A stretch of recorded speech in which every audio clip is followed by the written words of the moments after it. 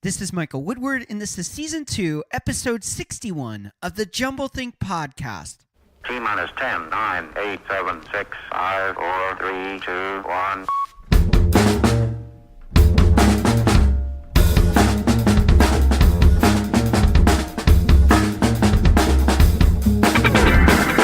Welcome to the Jumblethink Podcast, where we interview leading entrepreneurs and hear how they took their big ideas and dreams and turned them into reality.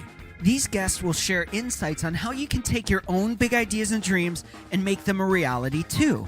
Today on the episode, I'm sharing how being bad is your key to being great. So let's dive into today's episode.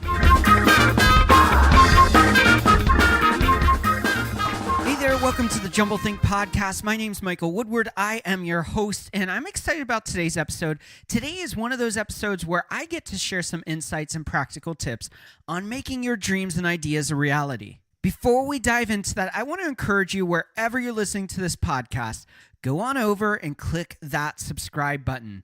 There are tons of great episodes that you'll want to catch up on and amazing guests that we have lined up in the months to come.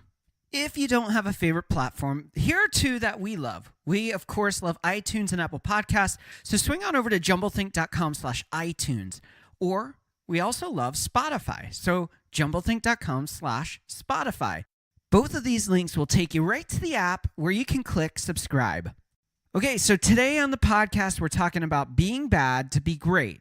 Now, you might be thinking, we're talking about the bad boy, the rebel, the maverick, the person who goes after the status quo to break the rules, to question authority, to question why things are done a specific way. And there is a lot of truth about the different archetypes in branding, and a bad boy rebel is one of those kind of archetypes. If you haven't studied brand archetypes, I definitely encourage you to do it. It's super, super cool. When you're building your brand, when you're building your startup, or even fleshing out your idea, that whole idea of brand archetype really sets you apart, gives you an identity, gives you a message. So there's a lot of value about that, but that's not what I'm talking about. Well, if that's not what I'm talking about, what in the world am I talking about? At the simplest form, what I'm saying is that you have to really stink at things to be great. And the two don't seem like they go together, but I guarantee that they do. Now, I want you to take a moment, and in your mind, just picture the pinnacle at whatever industry you're in, whatever idea you have. Who is the leader in that space? For a lot of us in this millennial, younger Gen X generation, we might be looking at people like Elon Musk or Steve Jobs or even Jeff Bezos. These guys are the rock stars at what they do. They have it all together. They have the answers. They are the greats. But did they start out great? How did they rise to greatness? What is it that makes them special? And today we're going to be talking about being bad to be great, what that magic sauce is, and doing the time to get to the place of greatness through your badness. I also want to take a moment here and pause and redefine one other thing. I am not talking about that we need to become or create ourselves as well-rounded people. I think that's one of the biggest lies you can buy into. If you want to be great, focus at your strengths and building a great team around you to support your weaknesses. There is incredible research about this. One of the most famous, of course, is the Strength Finders test and surveys that were created in the research behind that. So I am not saying go find things you're bad at so you can become great at those things, so you can become well-rounded. Instead, focus on the things you are good at or you're passionate about that fuel you, that you may still be rough around the edges about. You're not perfect. You don't have the solutions. And go from mediocre to good to great. And strengthen the strengths you have and the abilities you have to become an asset. Okay, so now let's dive into this. Being bad to be great. We're all about equipping people to make their dreams and ideas a reality. Here are 5 steps on why being bad to be great is significant, how you can use these steps in your own idea and life, and where you go from here. Number one, you have to stink at a lot of things to learn what you like and what you don't like, what you're good at and what you're bad at. If you are a dreamer, you know one thing, and that's you have big ideas, you want to see them happen, and in your head, you paint a picture of exactly how it's going to unfold, what it's going to look like, how you're going to feel through that process, how it's going to impact your life, your family's life, your friends' lives, and you see this magical, mythical moment in your head, and when you dive in, you realize, I don't like this idea any longer.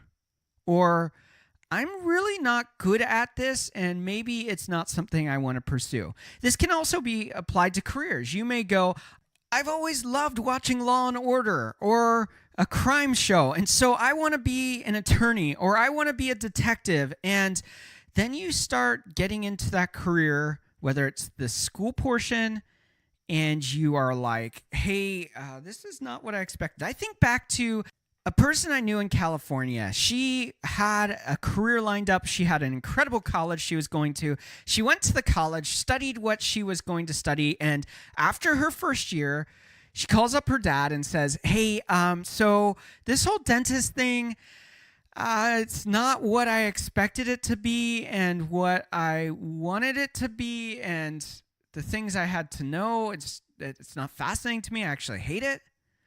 And she decided to change course. So for her, she learned in that career journey that the expectation she had, what she thought it would fulfill, wasn't going to be what the reality was. Being bad gives you that ability to say, when you get into it, hey, maybe this isn't what I want. Or, hey, maybe I'm not good at this. It gives you that freedom to fail in that moment and just make the decision for the future. Now, I'm not talking about giving up because something's hard or giving up because you hit a wall that you just don't know how to overcome.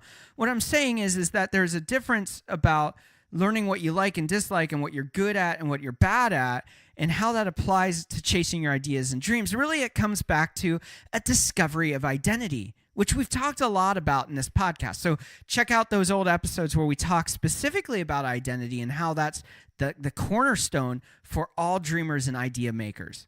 So step number one, stink at a lot of things so you can learn what you like, what you dislike, what you're good at, and what you're bad at. And then use that as a guidepost for you going forward. Tip number two is a little bit hard to explain. And I'm going to do my best here, but I think it's going to bring value to you. We are often setting up ourselves for failure in dreaming and idea making. It starts with just setting ourselves up with an expectation of perfection. We go into this idea of idea making and go, it's got to be perfect. I've got to be perfect. Everything's got to fall into place. Everything's got to be exactly how I planned. That's not the reality. Never, ever is. You have to really be bad to be great. And often that's very messy in this. We don't set realistic goals. We don't face the truth, whether it's the beginning, middle, or end. We doubt everything. We doubt the idea. We doubt the resources. And so we never get going, or if we get going, we begin to digest the changes, the challenges, the failures, and begin to assess blame. We either blame others. This person didn't help me. They didn't come through. This person didn't give the resources of finances. And so it's everyone else's fault. They left me down. Or maybe we just straight up avoid it. We get into the dream, the idea, and we haven't set these realistic goals. We aren't meeting the perfection standard that we've set for ourselves. So we begin to avoid the dream and idea because it's not measuring up to our expectations and our goals. Or maybe we beat up ourselves because we haven't arrived yet.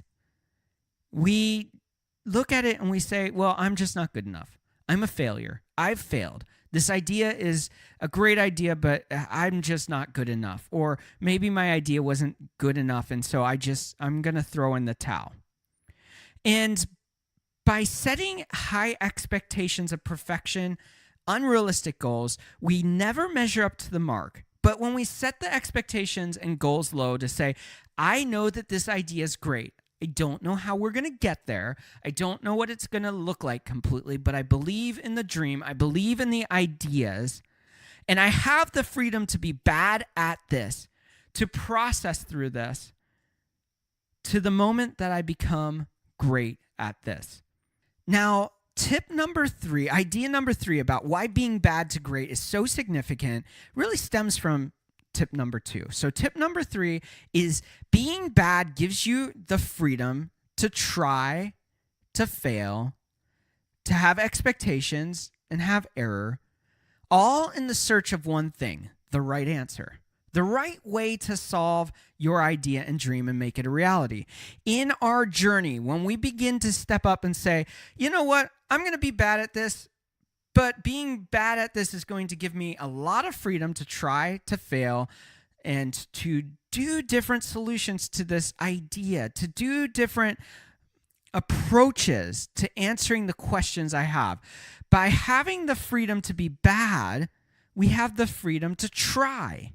And when we have the freedom to try and fail, we will eventually get to the right answer. It's a cliche now, but everyone can equate this back to the story of Thomas Edison. You know, he tried a billion different ways to get the light bulb, and in that journey, he eventually found it, and it was the right filament with the right gas, with the right glass on that gas around the right filament. And when all of that came together, he got the light bulb.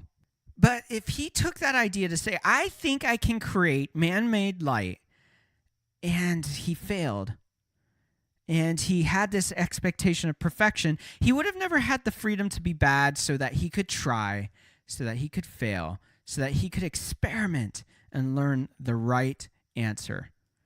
That leads us to step number 4, constantly be a learner. Bad becomes great when you learn. And you learn multiple ways. You can learn through reading. You can learn from being taught by a teacher. You can be learning through YouTube videos. You can learn from trial and error and experiment and your own experience. But always be learning, being in a place of growing, in a place of evolving. Sometimes our idea starts out from a very pure and beautiful place, but we don't know what we don't know. So the idea isn't fully formed. Once we get going, once we experience being bad, it gives us the freedom to evolve the idea, grow the idea, transform the idea into a finished idea, a finished product. You know, when they started out with smartphones, whether it's a BlackBerry, whether it was a Palm Pilot, you looked at it and you said, oh, it's cool. It does a lot of great things. People loved it. They lived by it. But then Steve Jobs came along and said, what if we could turn the smartphone into something even more powerful? What if it could play your music? What if it could keep your calendar? What if it could do your emails? What if it could search the internet? What if it became your computer that was with you 24/7? He was able to evolve the idea and add all of these things that brought value to us as consumers, as us as business people, to apply it to our life. The idea was simple, and people already had experienced phones and the power of phone and communication. He took it to the next level by taking the idea and evolving it, growing it, changing it, and perfecting it. So step number 4, being bad to be great gives you the freedom to learn, grow, and evolve. That leaves us to our final tip for today, which is that failure and resolve are so critical in this journey of idea making and dreaming. We have to be prepared for failure and have the resolve to keep on going. If we truly see ourselves as where we're at in this pursuit of dreams and ideas, it will give us the freedom to say, you know what, right now, I'm bad. I am not good at this. I am not great at this, but I'm going to get there. And you keep on trying. It's the little engine that could. I think I can, I think I can, I could. And in that journey, that failure and resolve to come back and evolve and change and grow is significant to the journey of becoming great. So, step number 1, stinking at things, being bad allows you to learn your likes, your dislikes, your strengths, and your weaknesses. Step number 2, it allows you to set realistic goals and expectations so that you can grow through that process. Number 3, it allows freedom for trial and error. It allows you to find the right answer in the journey. And finally, the failure and resolve to keep on going. When you're bad and you know you're bad and you're moving to great and you're incrementally getting better each day, that process will get you there. Now, stepping back from those tips, I want to encourage you right now. If you have a dream and idea, be bad. Be the best bad you can. Learn, grow, and evolve the idea and dream into the fullness that it has potential to be. You will become great, but it is a journey. Don't look for the arrival as the only milestone along the way. Look for little signposts to keep you going, to keep you pointed in the right direction, moving forward so that you can reach that destination. Now, you might be listening and you might be feeling this right now. You might be in that place where you're starting your idea, your dream, and you just don't think you're good enough, that you don't measure up. And in that journey, you've pushed off making the dream and idea a reality. You see it, you feel it, but you just don't think you can move forward. I want to encourage you that every dreamer, every idea maker started out right where you were. They felt like their idea and dream had so much potential, that their career that they've longed for was the right thing for them and they could change the world around them with that new career. They often struggled with the same fears and failures and overwhelming obstacles, just like you are. So I want to encourage you, if you're in that season of chasing ideas and dreams, it's worth taking that risk. It's worth stepping into the first step. It's going to be hard. You're going to have lots of moments of failure, of being very, very bad at whatever you're trying to accomplish. But keep on trying, keep on going, keep on failing. There's that great saying, it's about failing forward. And so I want to encourage you, if you're in that first stage of chasing your dream and idea, it's worth it. Take the jump, take the leap, begin making that journey today. Now, some of you are already in the process of chasing ideas and dreams. You're already moving forward. You're already seeing the idea become real, but the expectations aren't being met. You're feeling like a failure because maybe you haven't reached the milestone or goal you wanted as quickly as you wanted, or that the idea and dream has changed and you feel like it's being watered down. Remember, this isn't about arriving right now. This is about continuing to grow. Now, you might no longer be bad at what you're doing. Your idea may no longer stink. You might be in the middle of it and go, well, it's just good, or it's mediocre. Well, evolve it, change it, grow it. Keep pushing forward in that journey of really rounding off the sharp edges and making it a very smooth idea, making it a beautiful thing. You have already moved past just being bad, and you're already in this place of good. Now keep on going. Keep on pushing to greatness. And finally, some of you have already arrived to the place of greatness. Well, congratulations, but your journey's not over. Your idea may be over. You may be happy with the results you've gotten, but there is so much more for you.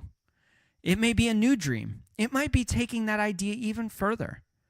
But don't accept the status quo. Don't become complacent in the greatness that you already have. If you will, others will pass you. The idea will evolve and change, and it will no longer be that you are great.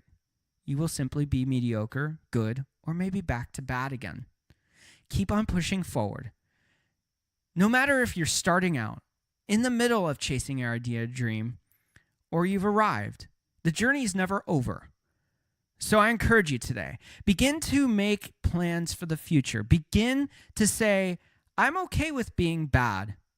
I'm okay with being good. I'm okay with being great. But I'm not okay with staying where I'm at today. Begin to evolve things, grow them, make them better. Begin to push in, take more risks. Begin to evolve what you could do, the potential that you have. And I want to encourage you, whether it's small or big, whether you feel like you make no impact or you feel like your voice is heard by millionaires, billionaires, and world influencers. No matter where you are at, you are significant. Your idea is significant. Your dream is important. And I want to encourage you today, continue on your journey. Continue to know that you matter. Your message matters. Your idea matters. Your dream matters. Whether big or small, you are significant. So for today, that's our journey. That's our story. That is our tips for you. Be bad to be great. You can be great, but it takes the audacity to be bad first. Well, I hope you enjoyed today's episode. I think it's so important that we really take this message that greatness comes out of a place of being bad.